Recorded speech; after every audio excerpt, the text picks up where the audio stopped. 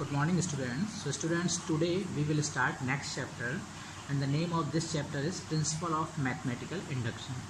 So firstly we will study what is Principle of Mathematical Induction. So basically this is the mathematical rule for proving the identities that are given us in terms of natural numbers.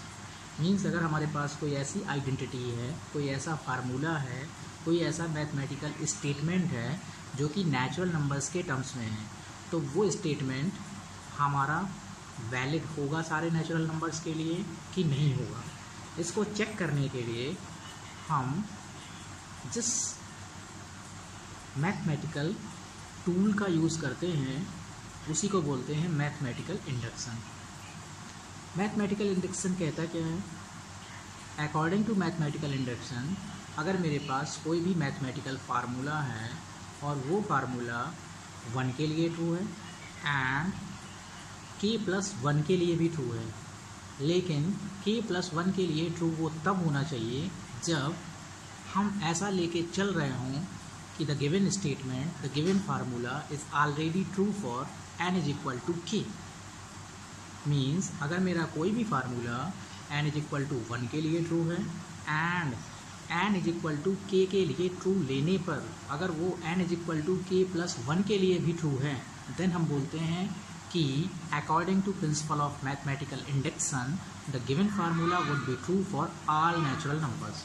तो अगर हमें कोई भी formula given होगा, कोई भी mathematical statement given होगा in terms of natural numbers, then वो स्टेटमेंट सारे नेचुरल नंबर्स के लिए वैलिड है कि नहीं है। अगर हम इसको चेकआउट करना है तो हम क्या करेंगे? प्रिंसिपल ऑफ मैथमेटिकल इंडक्शन का यूज़ करेंगे और इसकी हेल्प से हम इजीली चेकआउट कर सकते हैं कि जो गिवन फार्मूला है, गिवन थ्योरम है इन टर्म्स ऑफ नेचुरल नंबर, वो ट्रू है कि नहीं है, वो सारे नेचुरल नंबर्स के लिए वैलिड है कि नहीं है। तो एक एग्जाम्पल हम कंसीडर करते हैं तो आपको और अच्छा समझ में आएगा। तो सबसे पहले एक बार फिर से रिवाइज करवा दूं। चैप्टर क्या है हमारा? Principal of mathematical induction. Principal of mathematical induction. Mathematical induction.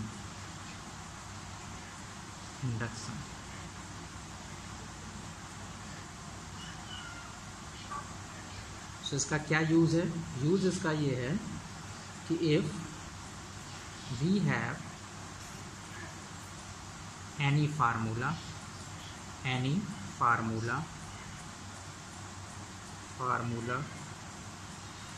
or any mathematical statement,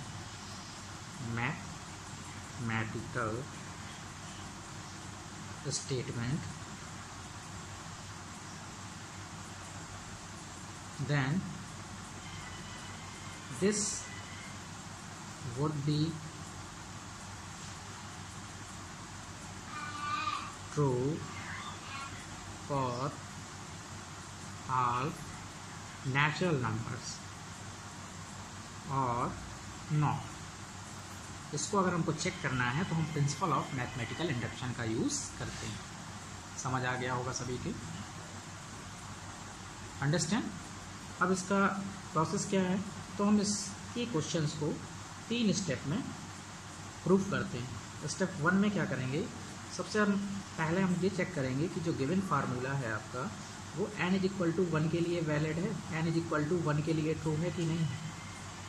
फिर इसके बाद हम सेकंड स्टेप में लेट करेंगे। सेकंड स्टेप में S2, सेकंड स्टेप में ये फर्स्ट स्टेप था, ये सेकंड स्टेप है। सेकंड स्टेप में हम लेट करेंगे कि गिवन फार्मूला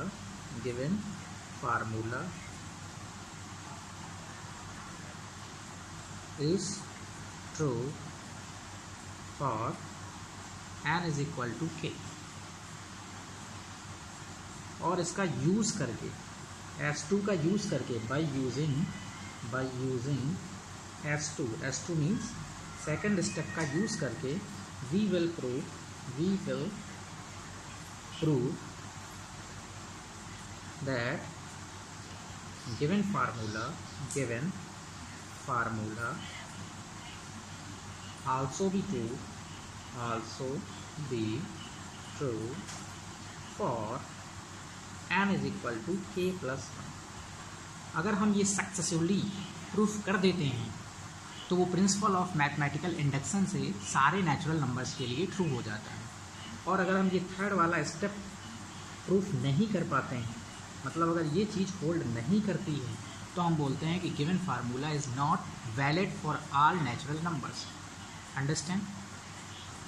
फार्मूला भी हो सकता है, मैथमेटिकल आइडेंटिटीज़ भी हो सकती हैं। अंडरस्टैंड?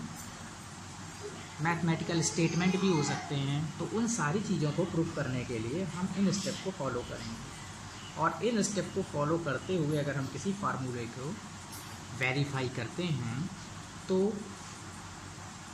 वो कहलाता है verification of any formula by principle of mathematical induction. तो किसी भी फार्मूले को प्रूफ करने के लिए हम 3 स्टेप में उसको प्रोसीड करेंगे। पहले हम चेक करेंगे कि वो 1 के लिए ट्रू है कि नहीं है। फिर इसके बाद सेकंड स्टेप में हम लेट कर लेंगे, कंसीडर कर लेंगे that the given formula is true for n is equal to k, and by using this step, second step का यूज़ करके हम ये प्रूफ करेंगे, ये देखेंगे, ये ऑब्जर्व करेंगे कि whether the given formula is also true for n is equal to k plus 1 और not. If it will be true, then that formula would be true for all natural numbers. Understand? So आज के लिए इतना ही। Next lecture में I will discuss questions related to the principle of mathematical induction. Okay? Thank you.